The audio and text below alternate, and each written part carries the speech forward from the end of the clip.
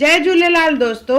अॼु मां तव्हांखे ॿुधाईंदसि त जेका सर्व पितरनि जी अमावस्या हूंदी आहे मीन्स श्राद्ध जो आख़िरी ॾींहुं उन में असां पितरनि जे निमित हिकु ॾीओ ॿारींदा आहियूं, जंहिंसां पितरनि जो मोकिलाव बि कंदा आहियूं और पितरनि खां असां माफ़ी बि घुरंदा आहियूं जीअं घर में सुख शांति हुजे। त उहो ॾीओ कीअं ॿारिजे मां तव्हांखे ॿुधाईंदसि अॼु। इहो ॾीओ शाम जो घर जे ॿाहिरि ॿारिबो आहे। हिकु थाली खणंदासीं, उन में पेपर या कार्डबोर्ड रखंदासीं, उन जे मथां फुल्को रखिणो आहे और मथां चौमुखो ॾीओ रखंदासीं जेको अटे मां ठाहियो वेंदो आहे। उन में हाणे विझंदासीं तेल।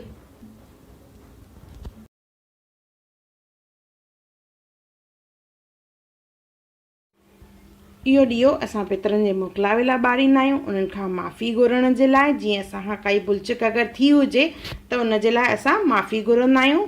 इन में मिठी शइ रखिबी आहे, जंहिंमें भत बाट सयूं खीरनी काई बि मिठी शइ जेका घर में ठाही वेंदी आहे उहा रखणी आहे इन में थोरी सी। उन खां पोइ ॾीओ ॿारिबो आहे।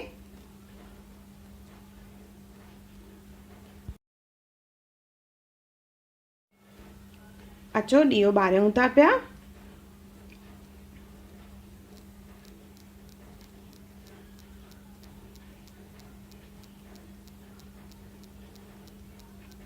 जीअं इन ॾीए जी रोशनीअ सां घर में बरकत हुजे, वाधारो थिए, दुख दर्द घर में न अचे और वॾनि जी आसीस हमेशह असांजे मथां हुजे।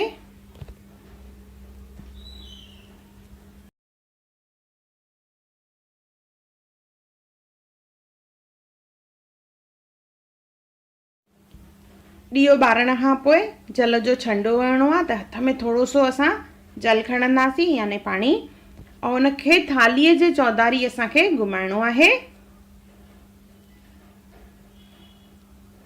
3 दफ़ा ईअं कंदासीं, हथ में पाणी खणी 3 दफ़ा थालीअ जे चौधारी घुमाइणो आहे। हथ जोड़ना आहिनि और थोरा सा इन में रखंदासीं असां चांवर।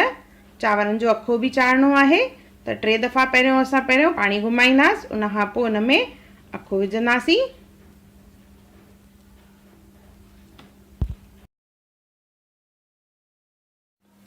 सभु घर जा भाती अखो विझी करे हथ जोड़ींदा आहिनि और चवंदा आहिनि असांखां काई बि भुलचुक थी हुजे श्राद्ध में त असांखे माफ़ कजो और देव पित्र मोकिलाओ, ईअं चइबो आहे, देव पित्र मोकिलाओ। और इहो दरिया परवान कबो आहे या कंहिं मंदर में रखी अचिबो आहे। त असां वञूं था हाणे हिनखे मंदर में रखणु, छाकाणि त मुंहिंजे हिते दरिया या नदी कान्हे का, त असां हिनखे मंदर में रखणु वेंदा आहियूं। त अचो हलूं था मंदर में।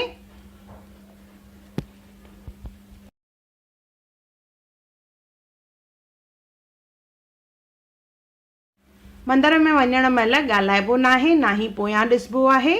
मंदर में वञी इहो रखिजे ॾीओ ऐं चइबो आहे देव पित्र मोकिलाओ, असांखां काई बि भुलचुक थिए माफ़ कजो असांखे, श्री कृष्ण अर्पण। ईअं चई करे हथ जोड़जनि। इहो ॾीओ ॿारण सां घर में सुख शांति वाधारो हूंदो आहे, दुख दर्द कॾहिं न ईंदो आहे घर में।